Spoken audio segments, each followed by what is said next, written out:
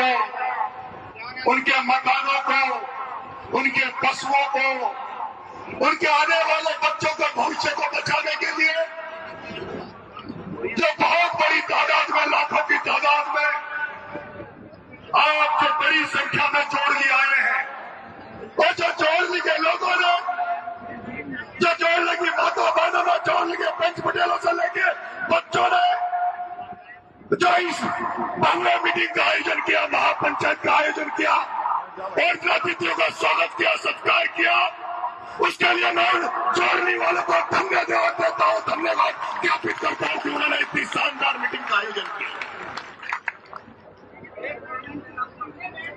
मंच पर विराजमान सभी नेतागण, राजस्थान की राजनीति में मेरे क्रांतिकारी बड़े भाई आदरणीय राजेंद्र सिंह हुड्डा साहब, आपके सपोर्टर से पूर्व मंत्री बड़े भाई रमेश जी मीणा साहब, आपके सपोर्टर का बेटा, आपका विधायक भाई हंसराज जी मीणा, आपके इस मंच पर विराजमान सभी नेतागण, मेरे क्रांतिकारी साथी भाई प्रहलाद खटाया, भाई शीशराम गुर्जर, भाई आमिर खान, तमाम सर्व समाज के लोग जो इस रैली में, इस पंचायत में बहुत कुछ मन बनाकर आए हैं, कुछ लेने आए हैं। मैं जानता हूं इसके पहले कई पंचायतें हुई, अगर नरेश मीणा भूख हड़ताल पे नहीं होता तो नरेश मीणा चकेरी की धरती पे भी आता। मैं इस महापंचायत में जब आया था तो सोच कर आया था कि नरेश मीणा एक भी शब्द भाषण में नहीं बोलेगा, भाषण नहीं बोलेगा। मेरे बड़े भाई रमेश जी मीणा ने बहुत ही काम की बातें कही, भाषण थोड़ा लंबा हो गया था, वक्ता ज्यादा थे, बोलने वाले ज्यादा थे, इसलिए, लेकिन उन्होंने बहुत काम की बात कही थी कि यहाँ ये जो लोग आए हैं, मैं तुमसे पूछना चाहता हूं, मेरी माता, मैं तुमसे पूछना चाहता हूं, क्या तुम लोग जो पिछली महापंचायतें हुई उसमें जिस तरह से भाषण सुनने गए, नेताओं के भाषण तुमने सुने, क्या इस महापंचायत में भी केवल भाषण सुनने आए हो? वो लोग हाथ खड़ा करे, वो लोग हाथ खड़ा करे जो केवल भाषण सुनने आए हैं। भाषण सुनने नहीं आए? नहीं, मुझे पता था। मैंने राजस्थान की राजनीति में उस आंदोलनकर्ता किरोड़ीलाल मीणा का आंदोलन देखा, मैंने राजस्थान की राजनीति में उस सामाजिक क्रांति का प्रेरणा कर्नल फैसला का आंदोलन भी मैंने बहुत नजदीकी से देखा है, और उन आंदोलनों को मैंने नजदीकी से देखा।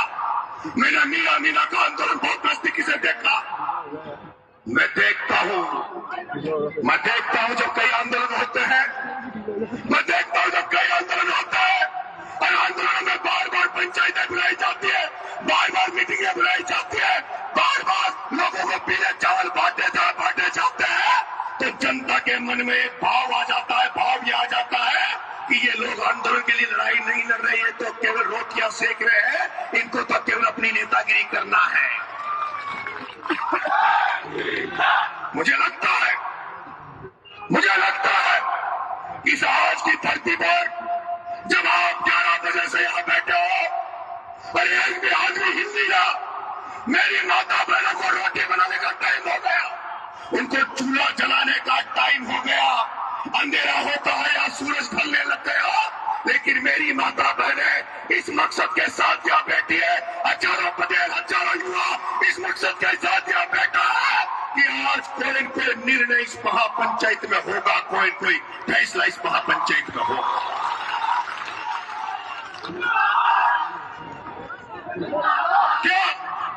क्या आप फैसला चाहते हो? अगर हाथ खड़ा करो फैसला चाहते हो तो मैं आपसे कहना चाहता हूं, कमेटी के लोग, वो छत्र गांव के छत्र कमेटी के लोग 5 मिनट के लिए पीछे चले जाओ, 5 मिनट के लिए पीछे चले जाओ। ये जो मंत्री नेता यहां बैठे हैं, इनसे 5 मिनट की मंत्रणा कर लो, 5 मिनट की मंत्रणा करो, तुम्हारा जो फैसला तो तुम्हारा ही रहेगा। तुम जो फैसला करोगे उस फैसले के साथ सारे मंच पर बैठे लोग आपके साथ रहेंगे, क्योंकि आपने कई दिनों से मेहनत कर रहे हो, लड़ाई लड़ रहे हो। लड़ाई हम आपके सुपुर्द करते हैं। हम तो सैनिक बनकर, सेनापति बनकर तुम्हारी लड़ाई तुम्हारे साथ मिलकर, कमेटी वालों की लड़ाई कमेटी वालों के साथ मिलकर लड़ाई लड़ेंगे। लेकिन सुन लो कमेटी वालों, ये लड़ाई कोई राजनीतिक नहीं है, ये लड़ाई घर बचाने की है। मेरी माताएं गीत गाती है, मेरी माताएं गीत गाती है कि चिड़िया घोंसलों को छोड़े, कशा बच्चा बच्ची को कशा घर को छोड़ दिया। लड़ाई राजनीति की नहीं है, लड़ाई राजनीतिक भाषण की नहीं है। मैंने देख लिया जब रात शाम को 5-6 बजे अंधेरा होता रहा,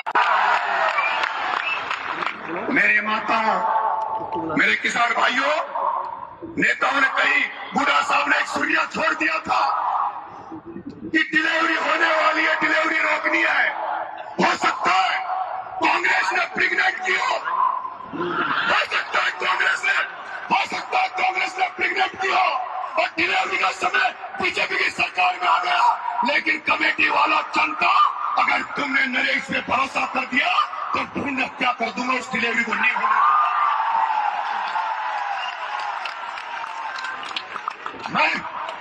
मैं कह रहा हूं, ना तो या कलेक्टर को बुलाओ, मेरे भाइयों, ना तो कलेक्टर को बुलाओ। अरे कलेक्टर का इलाज तो मैंने समझाओ तो मैं कर दिया। ना तो कलेक्टर को बुलाओ, ना मुख्यमंत्री से कुछ मांगो, ना सवाई माधोपुर में कलेक्टर घेराव का चेतावनी दो। मैं कहता हूं, अगर तुम आज रात भर के लिए यहां रुक गए, अगर तुम सोचते हो, तुम जानते हो, क्योंकि मैंने देखा इन 88 गांव में लड़कियां लेने वाले तो आ रहे हैं पर लड़की देने वाले नहीं आ रहे। लड़कियां लेने वाले तो आ रहे हैं लेकिन लड़की देने वाले नहीं आ रहे। उनको पता है कि हम इनको लड़की दे भी देंगे तो हमारी लड़की का क्या भविष्य होगा, उसका लड़की का ससुराल कहाँ होगा। अभी तो चोरली में है, अभी तो डूंगरी में है, अभी तो पूरी पहाड़ी में है। पता नहीं उस बेटे को कहाँ जाकर बसना पड़ेगा, पता नहीं मध्य प्रदेश जाना पड़ेगा या उसको डूंगरपुर जाना पड़ेगा, रेगिस्तान में जाना पड़ेगा।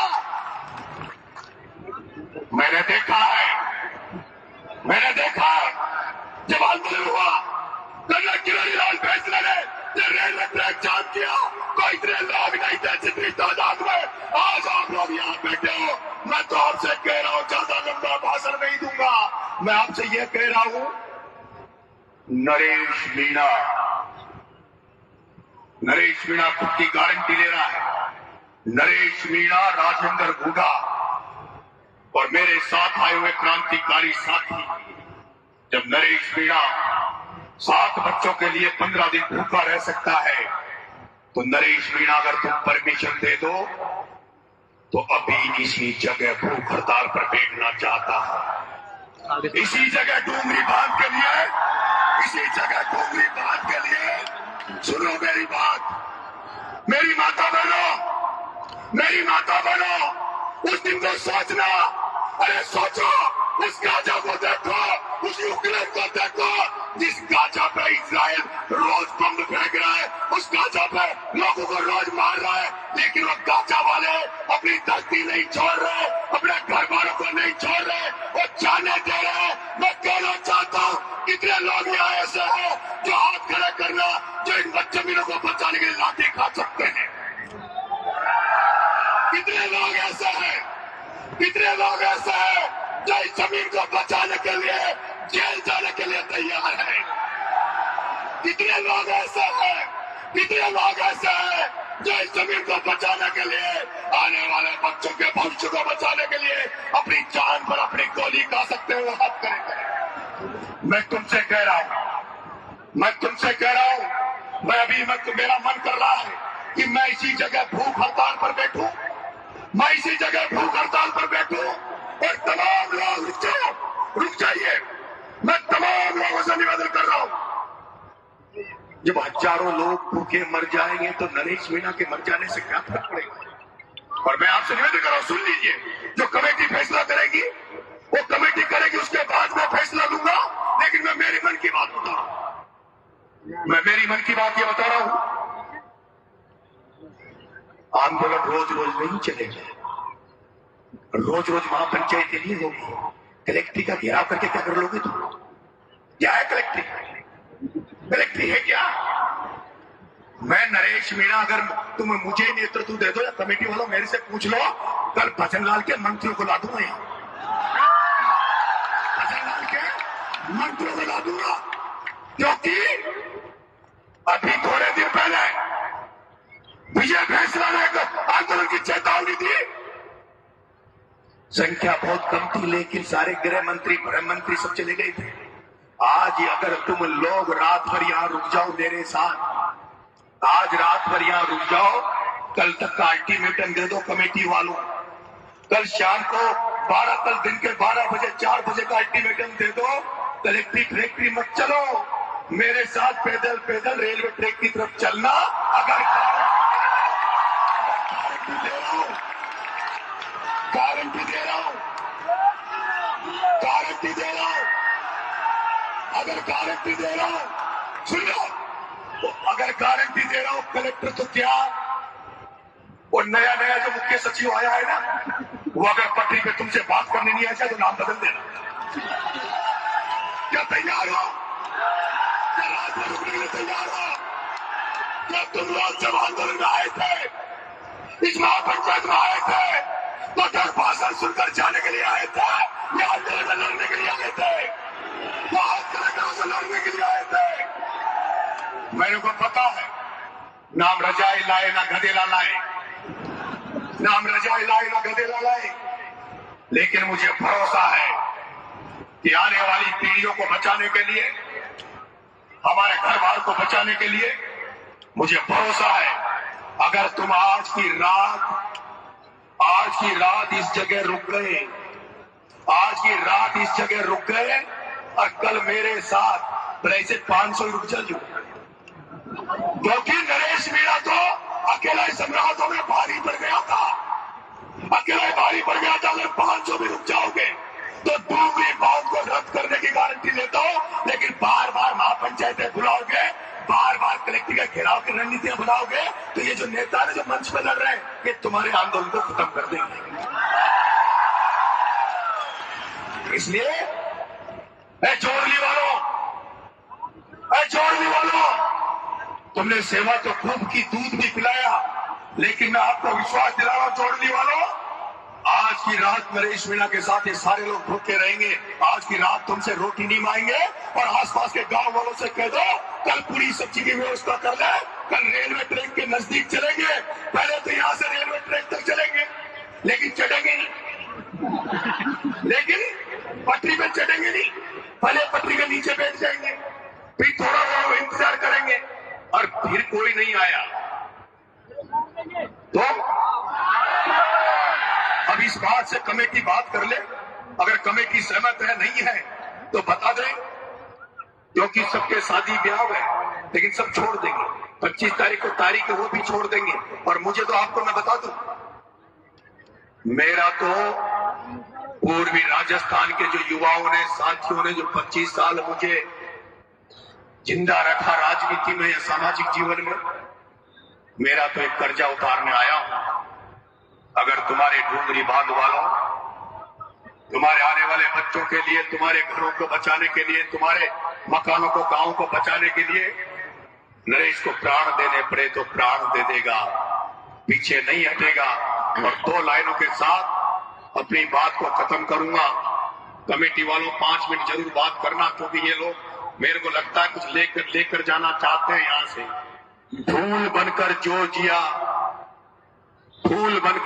जिया उसको यहाँ मसला गया, आदमी को फौलाद के सांचे में ढलना चाहिए, और छीनता हो कोई हक अगर अधिकार अगर आपका, तो आंख से आंसू नहीं सैलाब बरसना चाहिए, सैलाब बरसना चाहिए। आंखों में सैलाब ले लो, आंखों में सैलाब ले लो, हाथों में लठ ले लो, हाथों में चेहरा पकड़ लो, चेहरा, और हाथों में लठ पकड़ लो। मेरी माता बहने तैयार हो जाओ, कल तक का इंतजार कर लो। 7 दिन 15 दिन आगे आगे मत खिसको, तो सभी तय कर लो। मेरी गारंटी, अगर तुम्हें कल मंत्री आकर तुम्हारे सामने खाका नहीं रख दे, खाका नहीं रख दे, क्या प्लानिंग नहीं रख दे। अरे सरकारें हम बनाते हैं, सरकारें बनाने वाले हमें, डोंगरी बांध तो क्या, डोंगरी बांध बनाने वाली सरकारों को ही उस बांध में गाड़ देंगे, पर ईंट नहीं रखने देंगे। ये मैं वादा कर रहा हूँ। राम राम।